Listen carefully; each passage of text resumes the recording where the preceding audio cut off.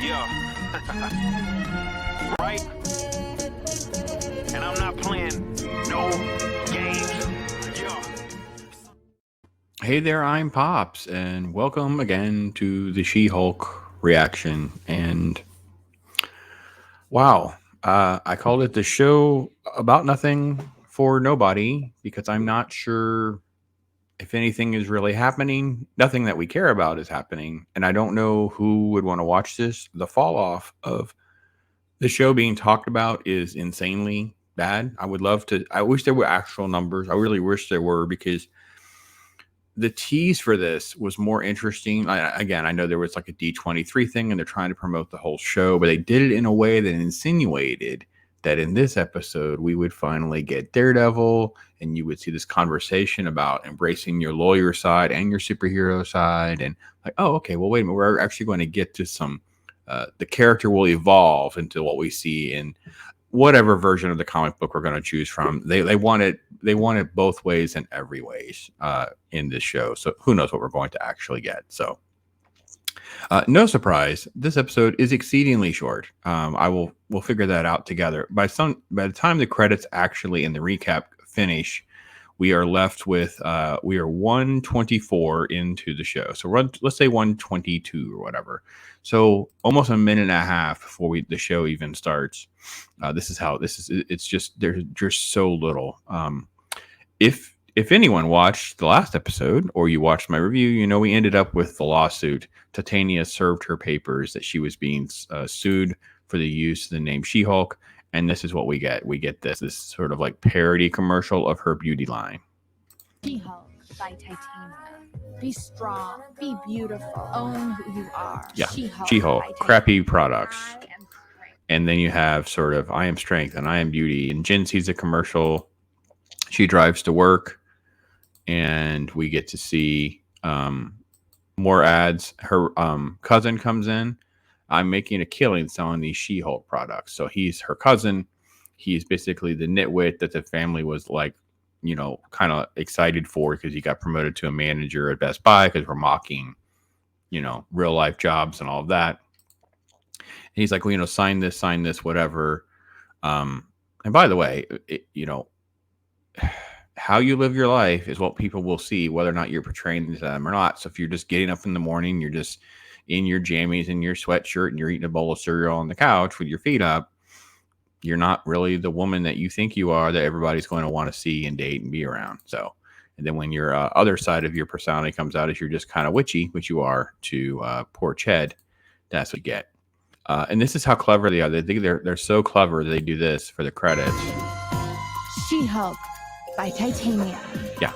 So we change the credits from time to time to make it seem like you know, like a plot device or a way. I don't care.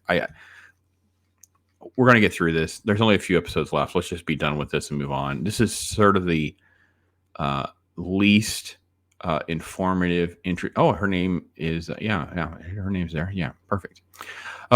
Least interesting introduction to a character. So they're gonna go to this sort of like I guess event, like almost like an art gallery, and there's like a line to get in. People already, I thought this just happened, and yet people already have printed shirts.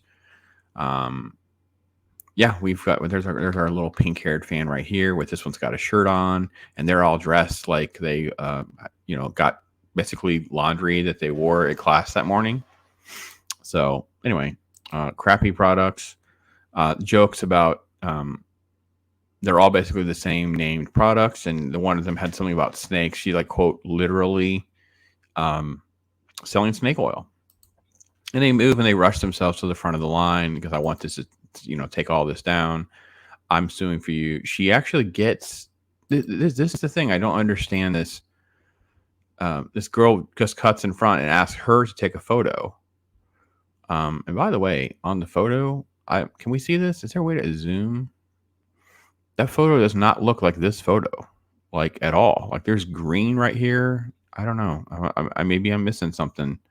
This does not look like this image of what we're taking, which wouldn't be a good photo since this big giant guard is standing behind them. Plus these two, you know, Nimrods are back here looking around, like just talking about. I think this is really when you start to examine the show and what's happening, you understand who wrote it, because this is the world I think they live in. They live in a world where this guy, and this guy are the guys in the room, right? This is like the embodiment of the quote stereotype Jason that David Mamet talks about of who writes these shows. There's a bunch of 12 Jasons in the room. So he and the Scissoring Hens are who writes these shows. So again, we get the modern comic Jen at work where her hair's like this, her suits are like this. She's like the least appealing looking human imaginable in her green form with her terrible CGI, because they can't have any texture. They can't have any flaws in her skin or anything like that. It just looks like painted on and really bad and inconsistent. And basically it's like she's basically saying, yeah, I don't really care about all this nonsense, and she's crushing the stapler. And then we have to cut to Nikki, who's, oh, this is terrible. This scene, we have this guy back. This guy plays two different characters as one human. So he plays the douchey bag, irritating, weird soy gift basket, and this version here. And then he also has this lawyer version that he played previously as well. And he has this mode that he can go back and forth in. I kind of feel for this actor. I don't quite understand this character. But he's talking about wanting her to go stand in line with him to go get shoes. Quote, the Iron Man 3s are coming out. There's one prepare. So now we're going to mock shoes to look at that you're never going to wear. I respect that. So yeah, he's a shoe collector because he's going to buy a pair to wear and a pair to store because he collects shoes. And then they start, and yeah, so I don't care. I don't want to mock people who collect shoes. It's just not funny. Yeah, there's just stuff on TV. She is obsessed. And then there's the shot here where they're going to go see this quote guy, Alonzo. And this is this place they go into, and you have to have more cheesy jokes. The drip broker. That's what they call Alonzo. Yeah, and it's like it's all just a bunch of nonsense because we know this is really where they're supposed to be. She talks Chinese. She's embarrassed about talking Chinese. And they go to this little back room where he's selling Avengers and Avengers with an I material, fake. He's got a fake Captain America shield and a Thor hammer. They have to. So in order to get help, they have to agree to buy this crappy knockoff stuff. And this is the gag. Isn't it funny? Oh my God. It's Avengers. It's Avengers. Oh, geez, Louise. I think if you were on set and you were asked to do this, would you be like, is this for real? Is this actually happening? Like what? Who wants to watch this as a show? Like who is interested in spending their time doing this? So there's like these it's like this camera elevator secret room gag with the intercom, and oh, she's going to be an Avenger, and we can see, I don't know who, I don't care. We just keep moving. We're less than 10 minutes, and they literally they get what they want. I can still see you. Yeah, that's the gag, right? Oh my.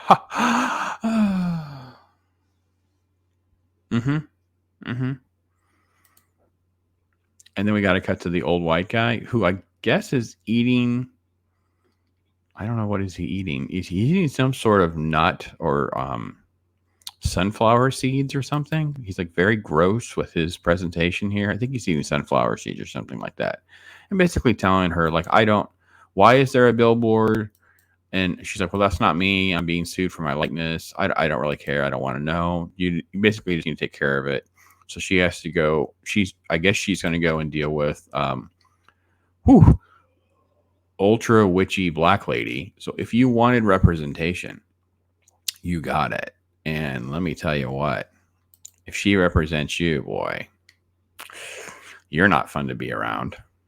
By the way, I thought this was weird that she has like these lamps in the background that are inside a case. I don't know what her prop department is. And these are literally like these cheesy books that you see like at banks and stuff. They just buy like old Reader's Digest and things like that. So, oh, it's so irritating. Just so irritating. Why they can't have a normal looking law office. They basically discuss the quote legal strategy because that's what they're claiming. And then Nikki has to be asked to get her some real clothes. And this is the courts because we're going to parody a court. We're not actually going to have even effort to how a court would operate. Like, I don't know what universe these people actually do know what these people in their New York and California lives would look down on all of us, any of us humans who have ever even seen People's Court, Judge Judy, Judge Joe Brown, those kinds of things, right? They would look down, oh my God, you watch that? Like, that's the kind of thing. But then you're going to parody it thinking that you're clever. Like, you're clever, or you're so smart. You know exactly. Like, she's taking her selfie from her lawyer. I mean, I guess I'm sure the law of numbers, there are lawyers that will take the selfies like you. And anyway, this is how it plays out. It's the whole big nonsense about this copyright claim of this, and just the jabs alone. So the attorney is very unprofessional with how she approaches. So she has her little spiel. The non-FDA approved sham products. And she's like, oh my God, I can't believe you said that. Oh. Sham products. We ask the court to grant our motion for... Oh my God. Oh my God. Oh my God. Oh my God. And of course, she just jumps up. To the thousands of testimonials from my fans who have had nothing but amazing... Yeah, because we're just going to parody a court. We're not going to actually do anything. Like, we're not going to try to make it seem like it's... Even though we wasted screen time on, quote, legal strategy or whatever. This is the shot where she's like, I'm not She-Hulk. I'll never be She-Hulk. They're going to counter with their own thing. The clip from the news we saw earlier in one of the other episodes, like, you got to do better. Go get this woman some clothes. They're going to get her some clothes. So she shows up with fashion guy. So we're not going to try to be cliche or anything like that. No, why would we do that? So here's She-Hulk. She's going to be, an Avenger. So that's a joke now. The Avengers with an I and the Avengers. Oh my God, it's so funny. This is this is the fashion designer guy. Her? Okay, is this really necessary? I just want you to make me a new suit. Yeah, it's just so irritatingly bland and boring. The music seems like it's all stock music. It's all just sort of thrown together. And we cut back. He agrees to do it finally. And then they cut back. She's walking into work and she sees a nerdy, obsessed guy who's evidently a big client. They talk stuff. And she's just so weak. She's like, yeah, I'll go on another date with you or whatever. And they kind of cut through. And then she's Jen again. And they're discussing her date situation. And then she realizes that she can use them as witnesses to realize that she made this personal thing, a dating profile. She went on these dates. And that's her thing. Aren't these writers so clever with that callback? So Judge Earl Lee, I guess. And they basically pull all this up. And then they call all the douchey witnesses.